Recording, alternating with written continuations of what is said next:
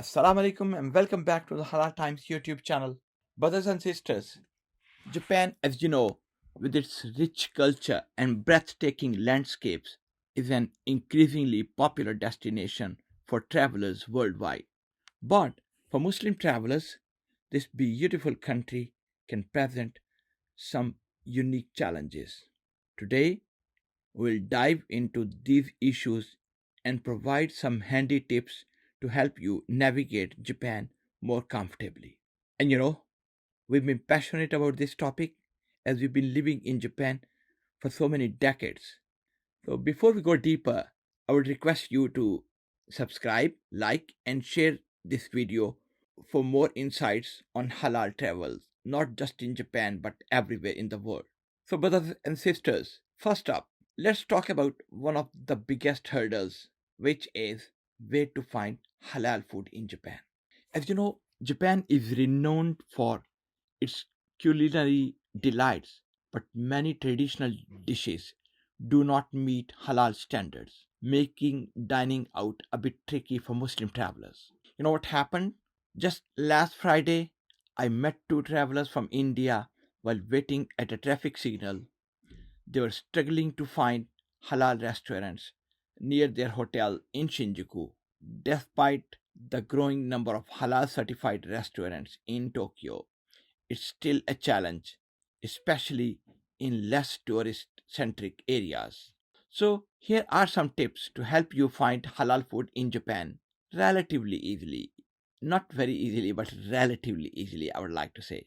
First of all, what you got to do is please use halal apps. Apps like Halal Navi and HappyCow list halal restaurants and are invaluable for finding suitable dining options for Muslim travelers.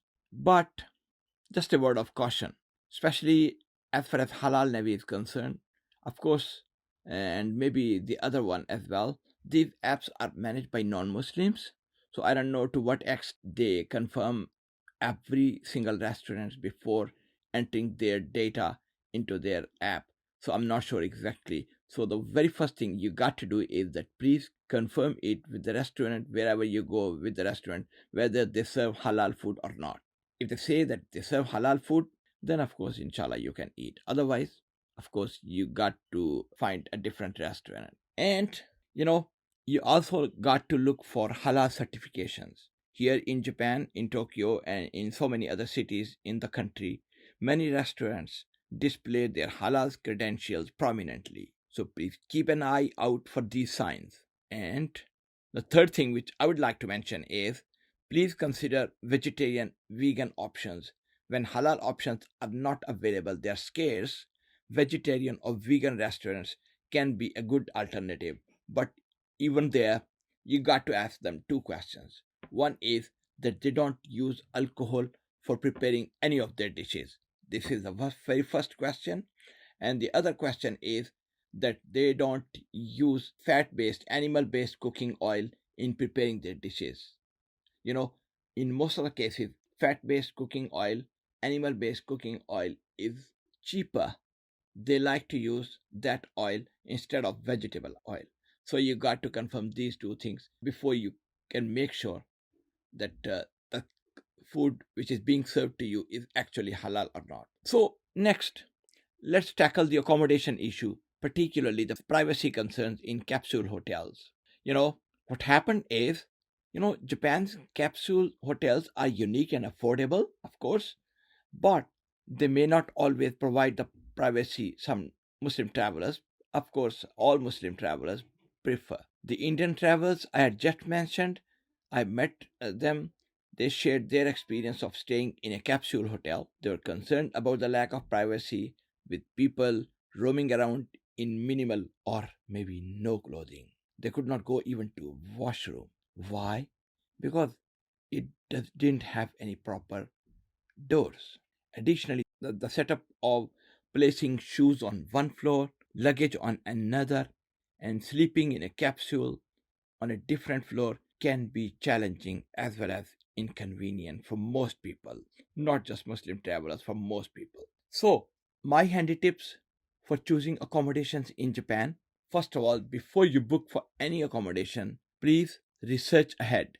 Look for reviews from other Muslim travelers to gauge privacy and convenience.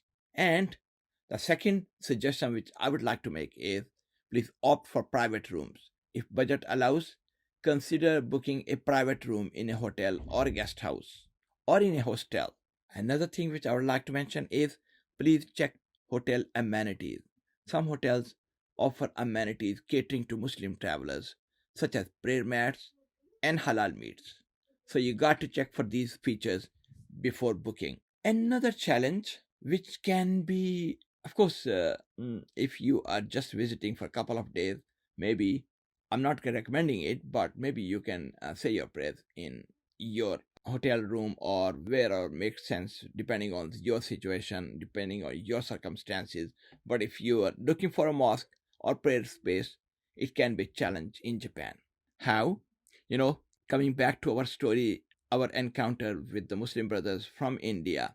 After our Friday prayers at a nearby mosque, we guided these Indian travelers to another mosque for their prayers.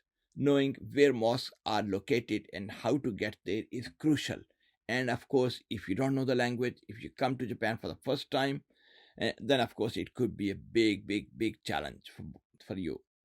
So, what are my tips for finding prayer spaces? First of all, use Mosque Finder apps.